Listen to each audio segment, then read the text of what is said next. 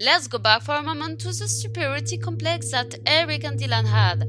I explained to you that this superiority complex was a response to their harassment and their lack of self-confidence. Dr. Frédéric Fanget, French psychiatrist and psychotherapist, explains in an article written by her journalist Anne-Sophie Glover-Bondo that in 9 out of 10 cases, the superiority complex reverses an inferiority complex.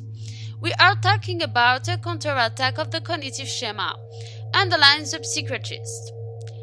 It is an opposite psychological reaction to what terrifies us, make us feel inferior to others.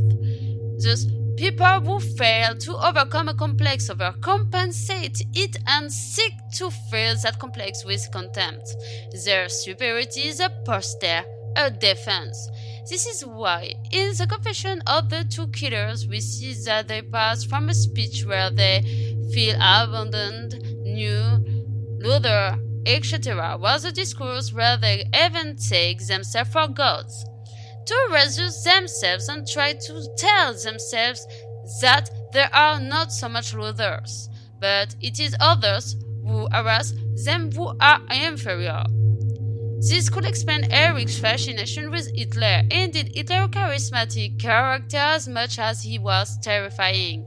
Eric had an unhealthy admiration for Nazism, the violence of this war, but also the domination, the violence of these historical events was for Eric like his rage towards those they hated and for whom they wanted revenge. Dylan and Eric gave up sports to fierce passions for computers. One classmate, Tom Criddle, said Eric was so smart that if the teachers had a problem with the computer, he would ask Eric to help him. The perpetual intimidation, the innuendos about his sexuality and that of Dylan, were the spark to emerge his idea of imposing his mark, but in a position of fear and strength. Eric and Dylan, alias Reuben Voca, were the victim of what is called bullying by other comrades, including athletes. Bullying is the fact that people use force or threats to insult, to abuse, dominate aggressively. If Eric and Dylan were mocked for their dress style, they were also victims of even more mean mockery. Let's start with Dylan. Measuring 1.95 m, his sports lessons were a real ordeal. Little gift in this discipline. He was harassed by his comrades, giving him the nicknames of Stretch, which means the elongated, and Jolly Green Giant, who won't say the Happy Green Giant. He could not stand them, and was content to internalize the pain of the words that were thrown at him. A college student who classified himself as a jock prep said he made fun of Dylan whenever he saw him wearing his trench coat in the cafeteria. Devon Adams said she was pushed into the locker by a jock and dubbed a faggot lover for talking to Dylan. I was pushed against a locker one day by a football player at the school, and because he saw me talking to Dylan, and he asked me, why are you talking to that faggot? You dyke? He was just throwing his weight around. He was just being a jerk. According to Brooks Brown, Eric and Dylan were outside of school smoking cigarettes when jocks drove by and threw a glass bottle at Dylan's feet. Brooks was pissed off, but Eric and Dylan didn't even flinch. Dylan said it happens all the time. Eric and Dylan have been the victim of a particularly humiliating incident in which they were surrounded in the cafeteria by other students who threw ketchup at them, made fun of them and called them faggots. The teachers were present at the time but did nothing to intervene. Sue Klebel, Dylan's mother, said Dylan have came home from school with ketchup stains all over his shirt. When she asked him what happened, he said he had had the worst day of his life and he didn't want to talk about it. Eric and Dylan did get this every day, and we all knew it. And we all talked about it, and we laughed about it because that's all you can do. According to Robert Perry, Eric had been constantly harassed, taunted, and Eric had foot thrown out by some of the other students. Brooks Brown explains that Eric had a slight deformity in his chest. It wasn't without noticeable. It was just a little sunken, but when Eric would take his shirt off his sports class, bullies were ready and waiting to make fun of him. Eric asked for him the mockery were even more violent. His comrades say that he was mishappen, that his head was too big compared to his body.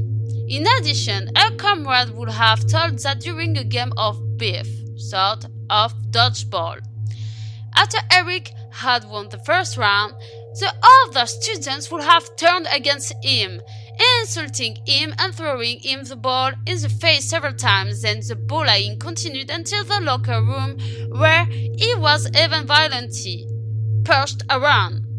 In March 1999, Eric was seen walking down the hall and several students followed him and taunted him, saying, "The war is over, you can go home." Eric then shouted, "Shut up, assholes."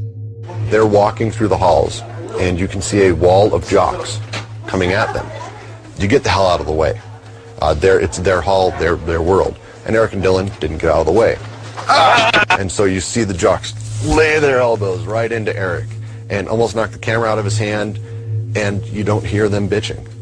Because they're so used to it, they don't go, "What the hell was that?" They go, "Uh-huh," and they just move on because it's so commonplace. So shooting the kids at Columbine apparently is easier than fitting it at the school. That's the biggest lesson to learn about Columbine. Eric and Dylan's blackjack manager, their restaurant job, say the boys complained that they did not feel they were being treated fairly and that they were being unfairly persecuted in a school. Eric wrote in his diary, "People make fun of me constantly. Therefore I get no respect, and therefore I get fucking pissed. and If people will give me more compliments, all of this might still be avoidable. But probably not. Whatever I do, people make fun of me. And sometimes, directly to my face. I get revenge soon enough. Fuckers shouldn't have ripped on me so much, huh? and You people could have shown more respect, treated me better, asked for my knowledge or guidance more, treated me more like a senior, and maybe I wouldn't have been as ready to tear your fucking head off. Then again, I have always hated how I looked. I make fun of people who look like me, sometimes without even thinking, sometimes just because I want to rip on myself. That's where a lot of my hate grows from. The fact that I have practically no self-esteem, especially concerning girls and looks and such. Therefore, people make fun of me constantly. Therefore, I get no respect, and therefore I get fucking pissed. As of this date, I have enough explosive to kill about 100 people. And then if I get a couple bayonets, sword, axes, whatever, I'd be able to kill at least 10 more. And that just isn't enough. Guns. I need guns. Give me some fucking firearms. Brooks Brown repeatedly explained, "The truth is, our high school wasn't that wonderful place everyone is talking about. A lot of people come there with a feeling of fear. We spend our time wondering if someone is going to come and hit you." Another friend of theirs reportedly said, "They were hated, so they hated back." A college student and a local football player told reporters that Columbine is a good place, okay? Here, most of the kids rejected this rubbish that touched on witchcraft and voodoo dolls. Of course, we were laughing at them. They come to school with real haircuts. It's not just athletes, it's the whole school that they disgusted. They were guests fighting with each other. When you want to get rid of someone, you usually laugh at them. The Columbine was, it kind of varied between the wrestlers and the football team. There was a couple of guys who were at the top, whether out of fear or out of actually being cool or whatever. There were a couple of guys that were at the top because of that.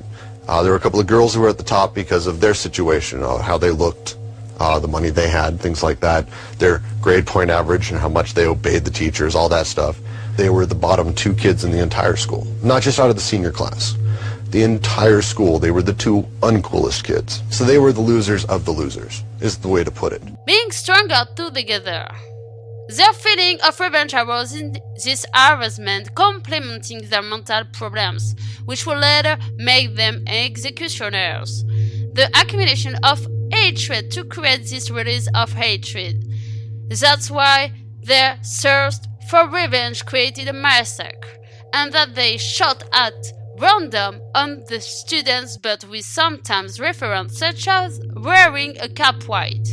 Eric also wanted to call himself superior in order to believe it and persuade himself that it was the others who harassed him, who were errors of nature. And so it was that after accumulating so much mockery and sadness in them, it turned into anger and contempt for others who weren't like them. No.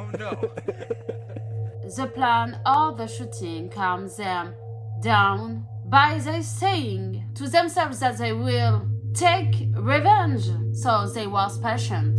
And in the end, they did not want to give up on him, considering how much it had become their leitmotiv, their goal in their teenage lives. Suicide was the only way out of trouble, and in the hell they were in, and murder was the only way to get revenge on the world.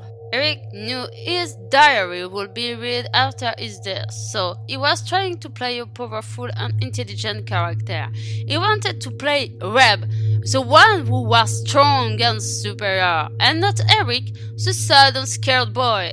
He adapted his writing and his posture in his videos to change the way he wanted to be seen. Eric wrote in his diary, I have a goal to destroy as much as possible, so I must not be sidetracked by my feelings of sympathy, mercy, or any of that. So I will force myself to believe that everyone is just another monster from Doom, like FH, or FS, or demons, so it's either me or them. I have to turn off my feelings. Keep this in mind. I want to burn the world. I want to kill everyone except about 5 people, who I will name later. So if you are reading this, you are lucky. You escaped my rampage because I wanted to kill you. High schools are extremely hierarchical. Sportsmen dominate, they are the top, while different students, nerdy or categorized as bizarre, like Eric and Dylan, are put at the bottom of the ladder. Moreover, this hierarchy is perpetuated by the close relations of the students. They want to see them become sportsmen or pom-pom girl, or mayor of their promo. As the school system creates this system of categorization, just like being accepted into the best university, with the prestige that goes with it, and which is often still accessible and valued by the best athletes, for example. So it is normal that the students who are at the bottom of the hierarchical scale established by the school have the feeling of failure and to feel shabby. Feelings created by the other students and their harassments, or by the family or close environment who put pressure on the backs of their children. And this feeling felt are the more this hatred and their desire to become the top of the hierarchy by perpetrating this terrible massacre. But in the end, they became what they hated. Executioners to the point of killing people who did not deserve this punishment. This harassment may have fueled Eric's hatred and Dylan's depression, but it is not the only cause of this bloody massacre. The impact of school bullying should not be underestimated. It can wipe out a person, and the consequences often remain for life. So the person who is a victim of harassment can take it and wait to finish their schooling as best they can, but not without psychological damage. Others will not stand and will end up entering a severe depression or even committing suicide. And some other people translate their ear begging by the violence engendered by their resentment while trying to take revenge on the world. Just as all people with mental problems or depression do not act or are not violent, here the mental problems of Eric and Dylan are not the only cause of this killing. The bullying, in addition to mental problems and depression as well as the lack of follow-up of adolescents, created this tragic event. The desire to leave this mark in history is felt above all as the desire to keep this hatred and to nourish it with a view to becoming famous. Turn their story into a film, and in it idea that the day of judgment, as they called it, will be for them their consecration and that finally they will be respected. We can read in Dylan's journal. One day, one is the beginning, the end. Reversed yet true. About 26.5 hours from now, the judgment will begin. Difficult but not impossible. Necessary, nerve-wracking, and fun. What fun is life without a little death? It's interesting, when I'm in my human form, knowing I'm going to die. Everything has a touch of triviality to it. Like how none of this calculus shit matters the way it shouldn't. The truth, in 26.4 hours, I'd be dead and in happiness. The little zombie human fags will know their errors and be forever suffering and mournful. Of course, I will miss things. Not really. Eric has been diagnosed as a psychopath by experts, as I explained before. Indeed, Eric has several points that can identify him as such. We can see in him a certain sadism and a lack of empathy, a tendency to manipulate, and he was a very good liar. Moreover, we cannot miss his anger management problem and his infatuation with macabre subjects, which led him to develop a ruthless ideology inspired by cruel historical events. If you recall your story, the Nazis came up with a final solution to the Jewish problem. Kill them all! Well, in case you haven't figured it out yet, I say kill mankind! No one shall survive. We all live in lies. People are saying they want to live in a perfect society. Well, utopia doesn't exist. It is human to have flaws. Dylan was depressed and fed his hatred over time, to the point that he was no longer in control and his lucidity was glossed over. It takes hot and cold to make a tornado, said Dr. Dwayne Fuselier, an FBI psychologist who participated in the investigation.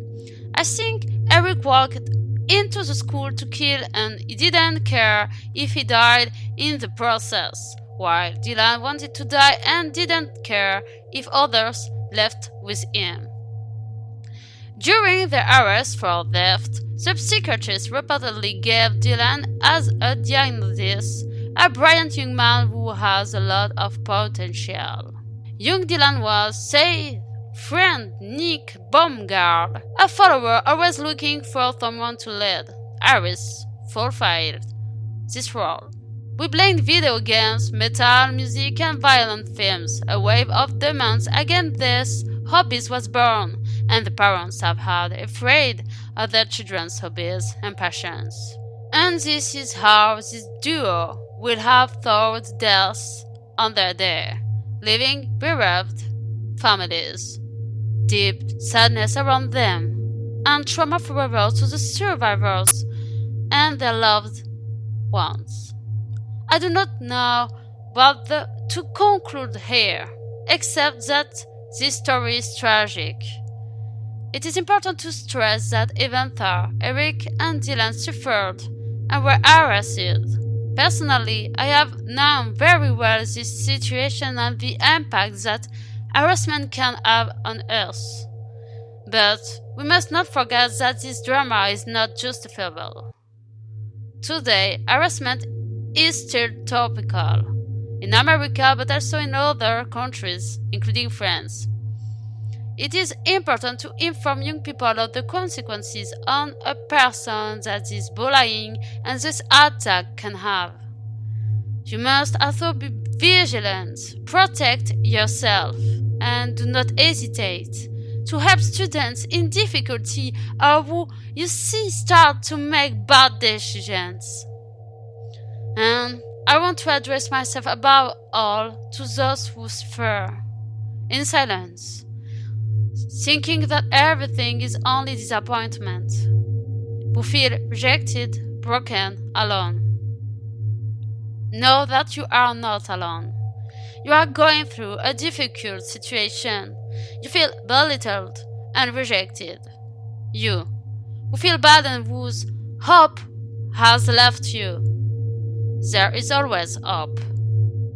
I lived it, and if I understood one thing correctly over time, it is that we must not give in to violence, because becoming like the people who made us suffer does not relieve us, on the contrary, and the vicious circle will continue.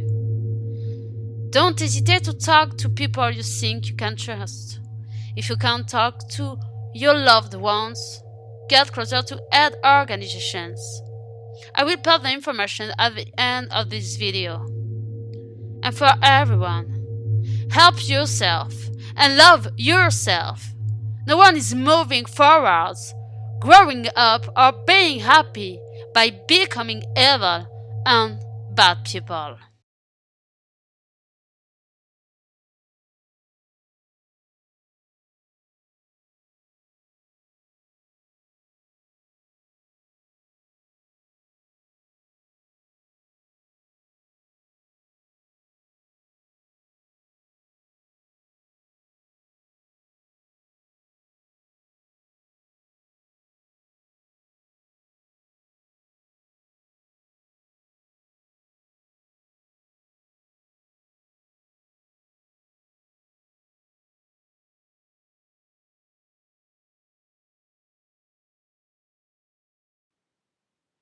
Hope you liked this video. Feel free to subscribe. Bye bye. See you soon in your nightmare.